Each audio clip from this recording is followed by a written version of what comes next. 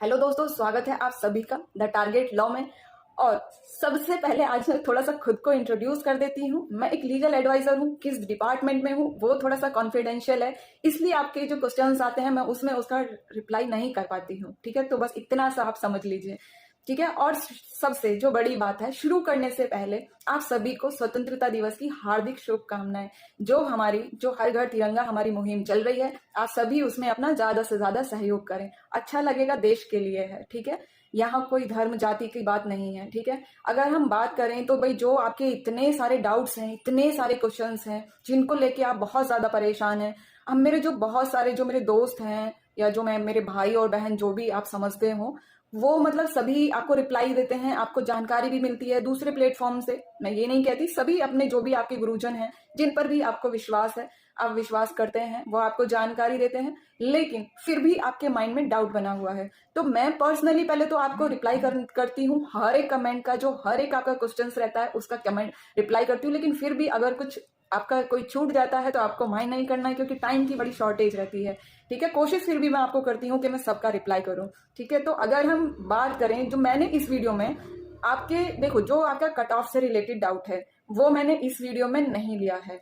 क्यों? क्योंकि अब तो देखो वैसे भी आपका रिजल्ट आने वाला है। लेकिन मैंने आपका इस वीडियो में ऐसा डाउट लिए हैं कि जो एक बहुत ही कॉमन डाउट्स हैं, जिनका आपको कंफ्यूजन ज्यादा है, उनका ऑथेंटिकेशन आपके लिए जरूरी है।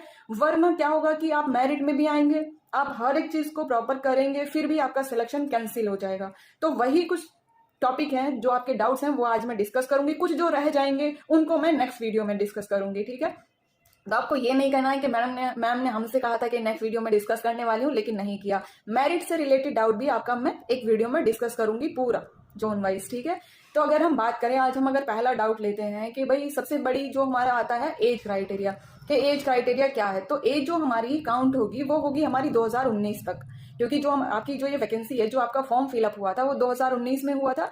तो इसलिए जो आपका एज काउंट होगा वो 2019 में होगा। रिलैक्सेशन आपको कोरोना की वजह से इसमें कुछ नहीं मिलेगा, तो ये माइंड से आपको निकाल देना है। अब जैसे ही अब अगर हम जनरल कैटेगरी की बात करें, तो जनरल में आपका जो बर्थ है वो 2 जुलाई 1989 से बाद का नहीं होना चाहिए। ठीक है, और अगर हम ओबीसी की बात करें तो ओबीसी में आ जाता है 2 जुलाई 1986, और एसटी एससी एसटी में आ जाता है आपका 2 जुलाई 1984 में। ठीक है, ये सभी आपको ध्यान रखना है। दूसरी एक जरूरी बात, जो भी पोस्ट में ग्रेजुएशन लेवल मांगा गया है वहां पर जो आपकी एज काउंट होगी वो 1 जुलाई 2001 से काउंट होगी। इसके बाद का आपका बर्थ नहीं होना चाहिए। ठीक है, और ना ही इससे पहले का होना चाहिए। ठीक है, तो दूसरा ये आपको ध्यान रखना है। ये आपका क्लियर हो गया होगा डाउट। दूसरा, अगर एक डाउट है मोनू शर्मा का है, ये आपको स्क्रीन पे अगर दिख रहा होगा। इसमें क्या है कि मान लो ये जो आपकी क्वेरीज है ये ईडब्ल्यूएस से रिलेटेड है, क्योंकि ये ईडब्ल्यूएस वाला जो प्रॉब्लम है ये एक ऐसा प्रॉब्लम है कि आपका मेडिकल भी क्लियर है, हो जाएगा, आपको पूरा कंफर्म है कि भाई हमारा मेडिकल कंफर्म हो जाएगा, कोई भी प्रॉब्लम नहीं है। आपका साइको भी क्लियर हो गया है। लेकिन ईडब्ल्यूएस आपका ऐसा है कि आपका होते हुए भी सब कुछ गड़बड़ कर देगा एक छोटी सी मिस्टेक से। इसमें कई लोगों के सवाल थे कि भाई हिंदी में होना चाहिए, इंग्लिश में होना चाहिए, या कुछ क्वेश्चन था जैसे ये मोनू शर्मा का है, इनका क्वेश्चन था कि मोनू कुमार शर्मा जो भी हैं ये, तो इनका क्वेश्चन था कि अगर एक जॉब में हमने अप्लाई कर दिया है, दूसरे में भी अगर हमारा दोनों में क्वालिफाई हो जाता है, तो एक में हमने ईडब्ल्यूएस किया है, एक में हमने जनरल कैटेगरी किया है, अनरिजर्व कैटेगरी किया है, तो हम किस में अप्लाई करेंगे, किस में ज्वाइन करेंगे। ठीक है, तो ये सभी मैं आपको डिटेल में बताने वाली हूँ। ठीक है, अभी सबसे पहले हम लेते हैं कि अगर हमारा जो मतलब ये क्वेश्चन मेन था कि हिंदी में होना चाहिए, इंग्लिश में होना चाहिए। भाई देखो, जो भी आपको ये कहता है कि हिंदी में होना चाहिए या इंग्लिश में होना चाहिए, तो उन सबको मैं ये बता देती हूँ कि जो देखो, थोड़ा सा हम लीगल बात करते हैं यहाँ पर, कि जो ये हमारा ईडब्ल्यूएस वाला जो प्रोविजन है ये हमारा कॉन्स्टिट्यूशन में आर्टिकल 15 में और 16 में अमेंड करके किया गया था। जो हमारा कॉन्स्टिट्यूशनल अमेंडमेंट था 103वां 103 जो हमारा कॉन्स्टिट्यूशनल अमेंडमेंट था, उससे ईडब्ल्यूएस को जोड़ा गया था। चाहे तो हमारा एजुकेशन से रिलेटेड हो, चाहे हमारा गवर्नमेंट जॉब से हो, दोनों में इसमें ईडब्ल्यूएस कोटा जोड़ा गया है। मतलब उच्च वर्ग के जो कमजोर लोग हैं, जो उच्च वर्ग में पिछड़े लोग हैं, जो वीकर हैं इनकम में। ठीक है, तो वो इसमें जोड़ा गया था। 2019 से ये लागू हुआ था। ठीक है, 14 जनवरी 2019 से ये लागू हुआ था। अब अगर हम बात करें कि भाई हिंदी या इंग्लिश की, तो देखो जो हमारा इंडियन कॉन्स्टिट्यूशन है वो ऑल इंडिया अप्लाई होता है, इवन अब तो जम्मू कश्मीर में भी होने लगा है। ठीक है, तो जब हमारा कॉन्स्टिट्यूशन ऑल ओवर इंडिया को अप्लाई करता है तो उसकी लैंग्वेज क्या है, जो हमारी भारत सरकार की लैंग्वेज है वो क्या है, हिंदी तो नहीं है। ठीक है, इंग्लिश है, तो पूरी जो हमारी प्रोसीडिंग होती है वो इंग्लिश में होती है। तो इसलिए यहाँ पर हिंदी और इंग्लिश में आपको करना क्या है, आंसर आपको मिल गया होगा।